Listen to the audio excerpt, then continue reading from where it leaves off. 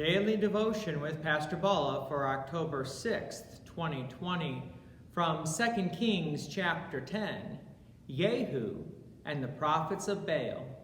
Verse 18, Then Jehu assembled all the people and said to them, Ahab served Baal a little, but Jehu will serve him much.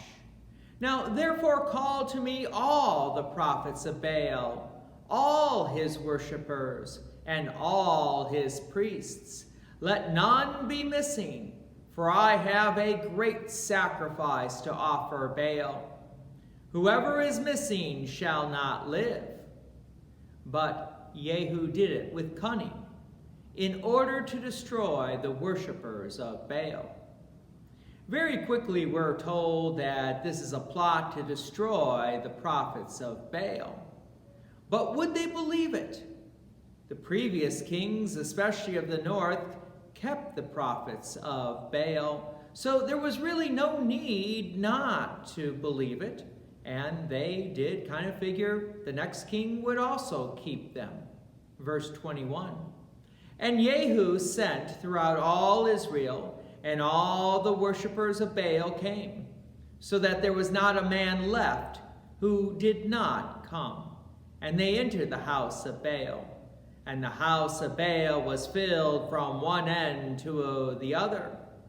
He said to him who was in charge of the wardrobe, Bring out the vestments for all the worshippers of Baal.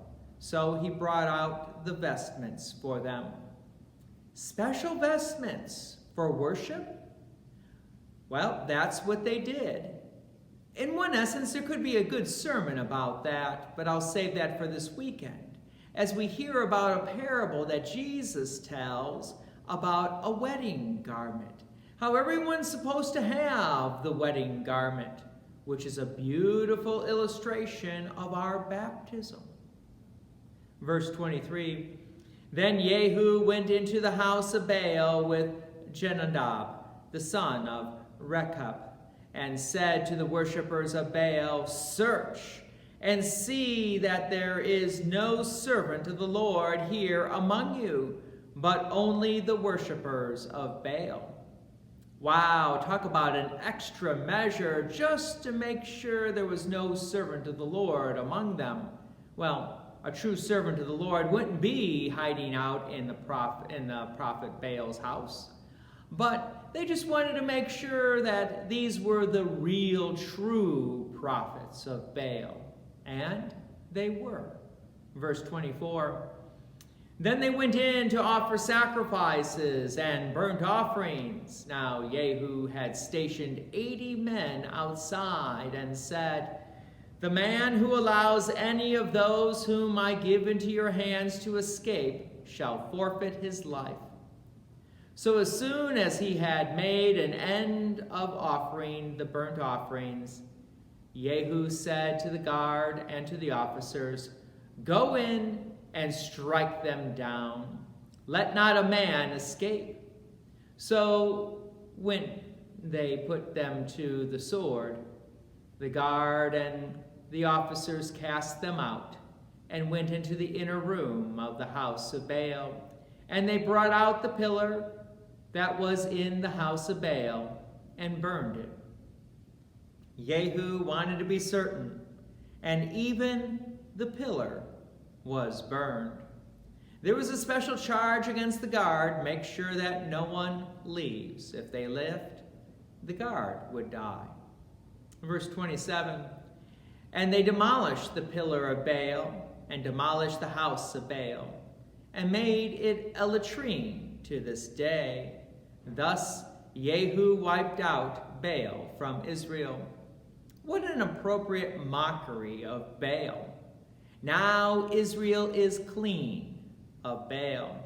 And you would think that God would be pleased with Jehu. Verse 30, And the Lord said to Jehu, Because you have done well in carrying out what was right in my eyes, and have done to the house of Ahab according to all that was in my heart, your sons of the 4th generation shall sit on the throne of Israel. However, verse 29 and 31. But Jehu did not turn aside from the sins of Jeroboam, the son of Nebat, which he made Israel to sin, that is, the golden calves that were in Bethel and in Dan. But Jehu was not careful to walk in the law of the Lord, the God of Israel, with all his heart. He did not turn from the sins of Jeroboam, which he made Israel to sin. God knows the heart. Jehu wasn't going to destroy the golden calves, and we don't know why, but God knows why. Remember, it's not what we do, but in whom we put our faith and trust. Join me again tomorrow as we hear about Joash. God's peace and many blessings be with you. Thank you for watching, and please take an opportunity to share this video with others. If you have enjoyed these daily devotions, please consider making a donation to Peace Lutheran Church, 24024 West Main Street, Plainfield, Illinois, 60544. Thank you again for watching.